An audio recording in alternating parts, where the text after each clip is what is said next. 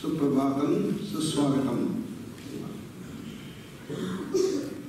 Raja Yoga, the king among yogas, that is the Patanjali Yoga. The Yoga Shastra given by great Maharshi Patanjali, 800 BC. Before that, yoga was available. Patanjali brought all these things, compiled them, edited them, and made a wonderful thesis and put them into 4 main chapters in 196 sutras. Just like in modern science, we have formulae. Patanjali used such formulae of yoga that are called as the sutras. Samadhi Pada, Sadhana Pada, Vibhuti Pada, Kaivalya Pada. 4 chapters. And in the beginning, it is what is the objective of yoga. Objective of yoga, the aim of yoga is to gain mastery over the mind. Yogaha, Chitta Vritti Nirodhaha. That's like very easy. You have to tell what are the aims and objectives in the beginning. That's how he has built up the whole thing. First chapter is essentially a summary of the whole thing. Whatever has been found in Patanjali's Yoga Sutras, the same thing can be found in Bhagavad Gita also. Bhagavad Gita has a very comprehensive text of yoga. Every chapter is a yoga. Even the melancholy of Arjuna, Arjuna Vishada, is also a yoga. Arjuna Vishada yoga. How? Because that Vishada, that melancholy, that conflict helped Arjuna to grow to greater and greater heights of knowledge, resolve the conflicts, and reach great heights. Therefore, in life, we all get different challenges, problems, difficulties, and so on. So, we must learn and understand that these difficulties are essentially meant for us to grow, to acquire greater depth of knowledge, greater understanding, and see that we do grow to great heights. That's why Arjuna Vishada also is called as a yoga. So, what we did was we compiled all shlokas and put them in an order. And this is the order, the path of Raja Yoga. And you can see the first verse gives us an introduction. Then Bahiranga Yoga, Yamanimāsana Pranayama Pratyahara, given in shloka number 2 to 5. Then Antaranga Yoga, Dharana Dhyana Samadhi, given in 6 to 9. Once you start practice, you get many difficulties, hurdles, problems, challenges, and how to solve them. Hurdles and solutions, shloka 10 and 11. Once you start going, what are the qualities that emerge in us? Beautifully brought out in shloka number 12. And we go to the advanced Raja Yoga. And that has been described in 13 and 14. Such a great person who reaches great heights, how does he leave the body? How does he die? Will he die a normal death as all of us do? Or is it something special described in verse 15? When he leaves the body, when he dies, what happens to him? Where does he reach? That is goal, the goal of Raja Yoga. That's called Kaivalya or Moksha, 16 to 18. This is how the whole thing has been arranged systematically into 8 steps. And this has been predicted and put forth in the form of a schematic. That is the schematic that we have. So, according to Patanjali, Yama, Niyama, Asana, Pranayama, Pratyahara, Bahiranga Yoga, Dharana, Dhyana, Samadhi. Samadhi is the culmination of the Ashtanga Yoga. Ashtanga, the 8 limbs. Meaning thereby everything is a path. It's not that you perfect Yama, then you go to Niyama. Then perfect Niyama, then go to Asana. No. There are all different paths. If you want to go from Bangalore to Delhi, say, you can go via Nagpur, you can go via Chennai, you can go via Pune, Bombay, various ways in which you can go. These are all different paths. Therefore, Yama, Niyama, Asana, Pranayama, Pratyahara are all different paths. Dharana, Dhyana, Samadhi are all different paths. Each is an independent path. In Yama, the 5 which are there, Ahimsa, Satya, Asteya, Brahmacharya, Aparigraha, each one of them is a path by itself. And there were great seers, great sadhakas, great yoga masters who took one of them and reached the highest. Satyavati, Satyavaja, Adi, Thara, Satya, Satya, Satya. Truth, truth, truth. When Satya Harichandra, Atitra Maharshi, such people took Satya and alone and reached the highest. Tapaidi, Tapolinti, Paurishishti. Paurishishti is another great Maharshi. No. What is it? He went on doing this tapas. So like that, each one can be a part to the achievement. That's why Patanjali called this Anga. He did not call it steps. There is the difference between steps and Anga. And in all these things we use our willpower, the freedom that we have. Therefore in the first verse, the whole essence is to use our willpower, use our freedom to go in the right direction. Uddhare Atmana Atmanam Na Atmanam Avasadaye, he said in the first verse. Once you use your freedom, start going in the right direction, the mind will start cooperating with you. Mind will become a friend. Bandhuratma Atmanastasya, Yanatmaivatmana. If you don't do that, if you go in the wrong direction, the same mind will become a tremendous enemy to you. And it will destroy you. The mind becomes the biggest enemy.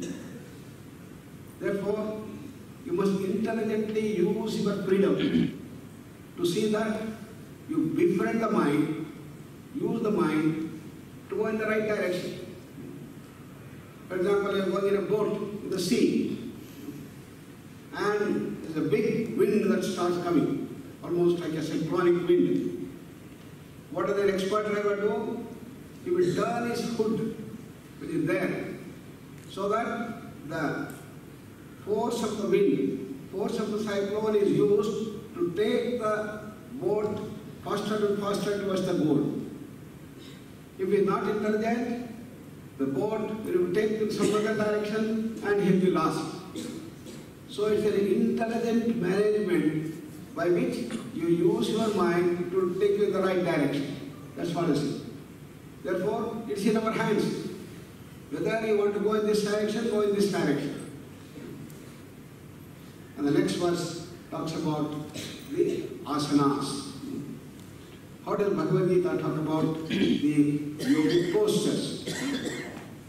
As Patanjali has given the principles, Sthir Sukham Asanam, he said. Almost the same thing we have in the third verse. Shuchau Deshe Pratisthapya, Tiramasanam Atmana, Natinchitam Natayikam Jailajana Pushottaram, said. So, to understand the verse, always you must do the Padamicheta first. Shuchau Deshe Pratisthapya, Sthiram Asanam Atmanaha, Na Ati Puchritam, Na Ati Nicham, Chaila Ajina Pusha Uttaram. So this is how you have to cut the different padas, words. Then you have to put it in the sentence form, Anvaya. So that Shujau Deshe Pravisthapya, Tiram Asanam Atmanaha, Na Ati Uchitam, Na Ati Nicham, Chaila Ajina Pusha Uttaram. This title. what should be done? Shucho deshe pradishthabhya. No? You choose a clean place. While you are doing the asana, you must have a clean place. So in Niyama what say? Shaucha, Santosha, Tapaswadhyaya, Ishvara Pradana, Shuchatva. Cleanliness is very, very important. Swachha Bharat, what Prime Minister is telling. Everywhere you must see that you must bring the Shuchitva. Choose a place which is clean. Otherwise you clean the place and start doing it. Shucho Deshe. In a clean place, in a clean space, pradishthabhya, you sit nicely. Stiram. The first step in asana is you must have sthirata. Sthirata means to have a stable position. I will give you an example yesterday. If you are doing the Sarvangasana, you are taking the legs up and the legs will be moving, the body will be moving. What you have to do, you must make it stable. That's the sthirata. Sthirata is the key asset. Why this imbalance, this asthirata is a manifestation of the asthirata of the mind. When the mind is unstable, the body will also be unstable. Therefore, if you make the body stable, the mind also will become stable. That's the connection. Because asanas are meant to use our body to gain control over the mind. The chanchalata of the mind has to be brought down. For that, let us make it stable. That is the first step, thira. Na ati vichitam, na ati nijam. How should be the place where you are sitting there? It should not be above, a big thing. Because always there may be a fear that any time you may fall down. Na ati vichitam. It should not be too high. Nor it should be deep down. Na ati nijam. Deep down in a place, then some of the insects and other things can come. So you may have a fear of that. So in a normal place, you sit. And how to do that? Shaila, Adina, Kusha. So you have 3 layers.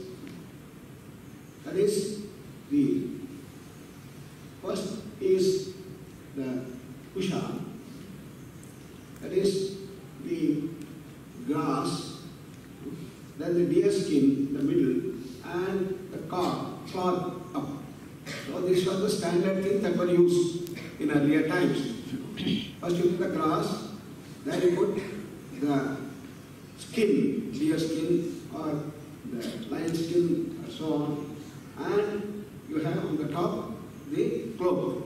These are the 3-layer thing people were using. Now we have got our asana mats, very simple and very useful, and the modern technology. Use the modern technology, use this. So this is what has been prescribed in this thing. So you choose the 3-layer thing and sit there in a comfortable position, in a stable way, in a clean place. Then what he says? Atmanaha. Then you tune yourself to the ultimate reality, the pure consciousness, that infinite ananda sthiti. That is sthira sukham asanam. As Patanjali said, sthirata should be there, then you should bring sukha to you. When you are sitting in asana, you must be very comfortable. It should bring you ananda, it should bring you sukha. So how to do that? Patanjali gives the sutra, ananta samapatti. Tune your mind to that infinite ananda kosha. Imagine a vast infinite blue sky or a vast infinite ocean. Similarly here, you tune yourself to atma sthiti, ananda sthiti, full of bliss. So your mind should be expanded, the mind should be tuned, mind should be resonating with the all-pervasiveness. What you call it then? All-pervasive awareness. How to do that? Sit, go on watching the sky. And that expansiveness, your mind should be tuned. So sitting comfortably, go on tuning tuning yourself to that infinite thing. These are the steps in the asana. Any asana you take, this is what should happen. The first step is sthirata, stable. Then start staying there longer and longer, effortlessly. That is prayerful shaikindya. That is relaxation of the effort. Asana should be effortless. When you do your asana, when you come out, you should be full of fresh agility and energy. You must feel very good. Compared to other things like exercises and others, you do that and afterwards you get tired. When you do your asana, it should be reversed. You should have a lot of energy, freshness should come. Then the sukha comes. So these are the dimensions that have been brought forth. What Patanjali has given has been put forth in a very subtle way in this verse. So what is to be done, how to practice? When you come here, the first thing that happens is your body will start moving. And you go on changing your position. Half an hour here, 45 minutes here. Make it a practice. What is to be done? You should not allow your body to move here and there. You should not change your position. Whatever position you take, Sukhasana you take, or Padmasana you take, or Vajrasana you take, or Siddhasana you take, anything, immediately post. But you should not change it. That's the first step. So it's difficult.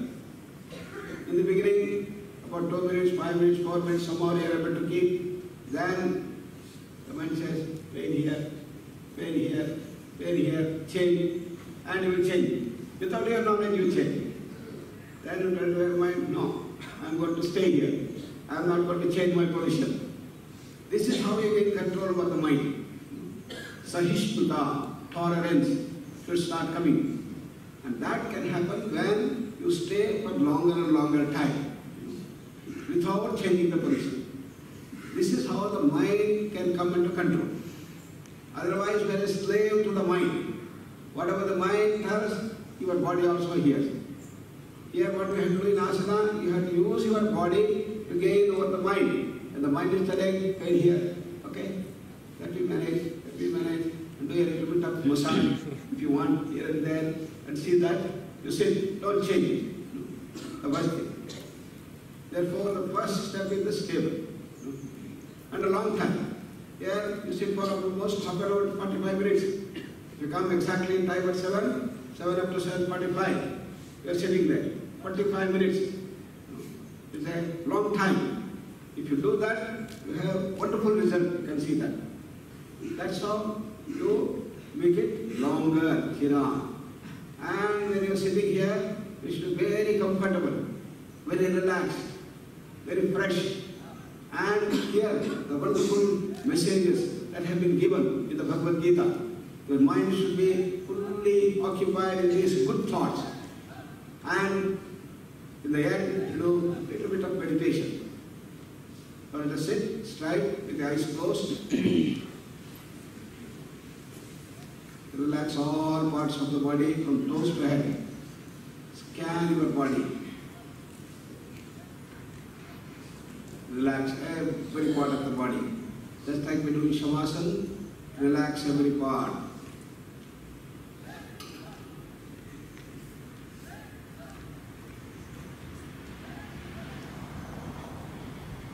Relaxation of the face, bring smile on the face. Beautiful smile on the face. Keep the smile on the face, throat. Now take a deep breath and slowly breathe out. As you breathe out, you have more relaxation. Go to deeper and deeper relaxation. As you inhale, the whole body gets energized, full of energy, vitality. Oxygen comes in, it provides you the energy. As you breathe out, the parasympathetic nervous system takes over, you have a nice relaxation.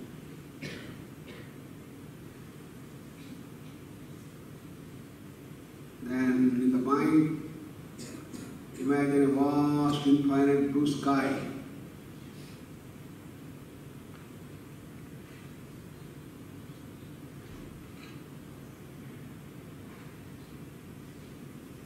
infinite object, infinite sky, blue sky, blue sky, on remembering it.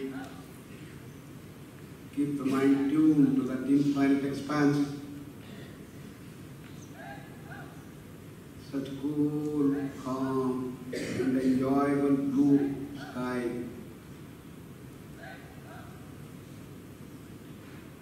That expansive silence is bliss. Bliss is silence. Silence is peace. Peace is bliss. That is the Anandamaya Kosha.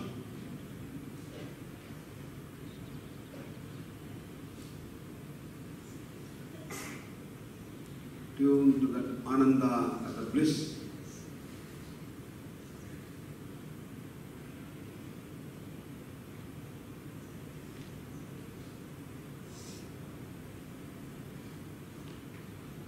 That should be the beginning of the day, throughout the day. And maintain that blissful awareness inside and do all the activities outside. That is the trick of yoga.